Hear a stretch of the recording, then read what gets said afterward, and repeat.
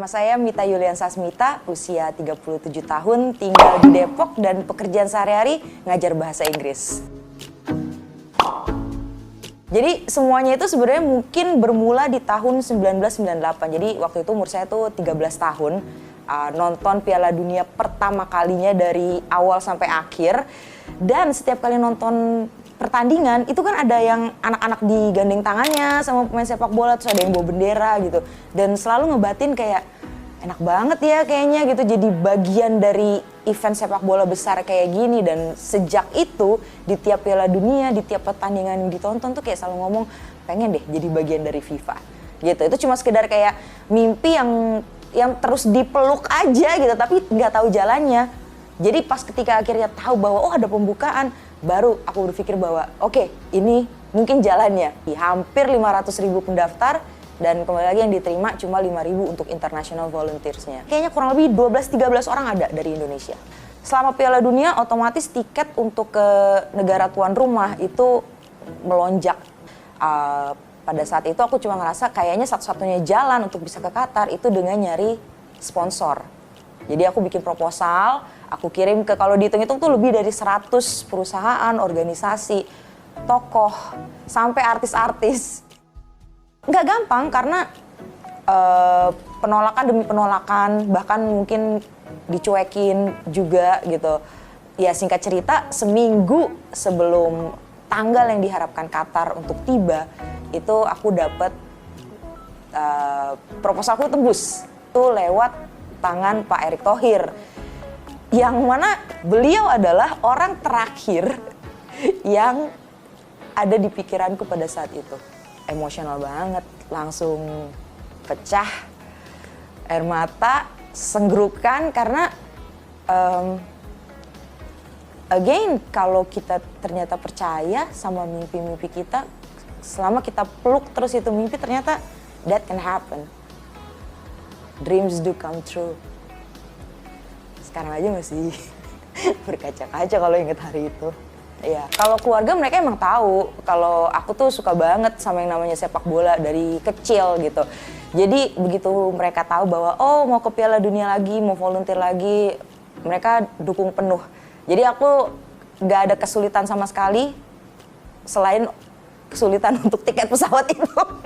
Kalau untuk izin segala macam dari kantor lancar, dibolehkan untuk 5 minggu unpaid leave, keluarga juga mendukung penuh gitu. Kalau banyakan sukanya sebenarnya daripada dukanya, dan ini bukan jawaban klise ya, maksudnya bekerja sebagai relawan FIFA itu kita diminta untuk jadi wajah dari turnamen ini. Terus langsung ke lapangan dengan orang-orang dari background yang berbeda gitu. Itu satisfying banget, itu memuaskan banget. Kalau dukanya tuh ya aku nggak nganggap itu duka sih ya. Paling wajar lah kita ketemu fans yang marah-marah, fans yang mencoba masuk dengan tiket yang tidak official gitu. Itu part of the job, bagian dari pekerjaan, dan aku tidak menganggap itu sebagai duka. Yang di-expect untuk aku pribadi, jadi itu lebih ke rasa puas bahwa sebagai wanita yang usianya nggak lagi muda, ternyata masih bisa berdaya. Karena kita volunteer FIFA itu nggak ada batasan usia. Jadi ada banyak juga volunteer yang umurnya di atas 60 tahun, 70 tahun gitu. Mereka masih terlibat dalam event besar seperti ini. Itu lebih ke ekspektasi pribadiku ya.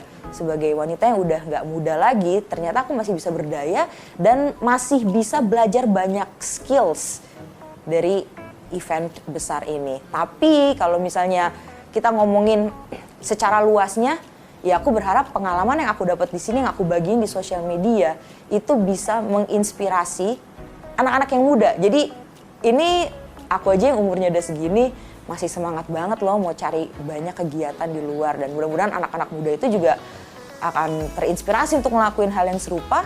Dan mereka-mereka yang mungkin seumuran aku, yang mungkin selama ini mikirnya kayak udah umur segini ngapain lagi sih gitu.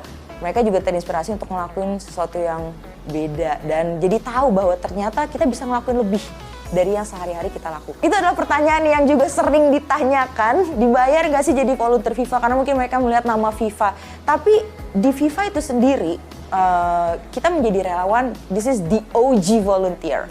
Memang nggak ada bayaran, sesuai dengan namanya, relawan. Jadi tidak ada bayaran, tidak ada monetary rewards.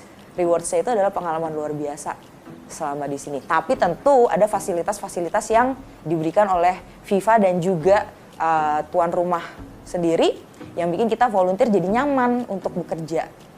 Misalnya kayak di sini dapat akomodasi dan seragamnya juga jadi salah satu yang sebenarnya bikin banyak orang mupeng karena seragamnya tuh kayak keren banget pokoknya. Jadi kita bawa pulang ke Indonesia nanti pun kita ada rasa bangga tetap pakai jaket volunteer. This is my passion. Makanya ninggalin semua, nggak peduli, nggak gajian, nggak peduli di sini juga nggak digaji.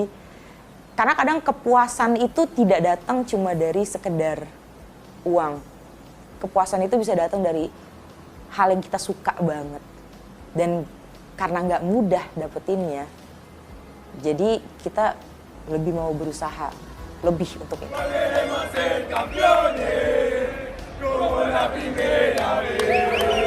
Oke, mungkin Piala Dunia berikutnya juga mungkin ditakdirkan untuk saya juga. 1, 2, 3, ticketing!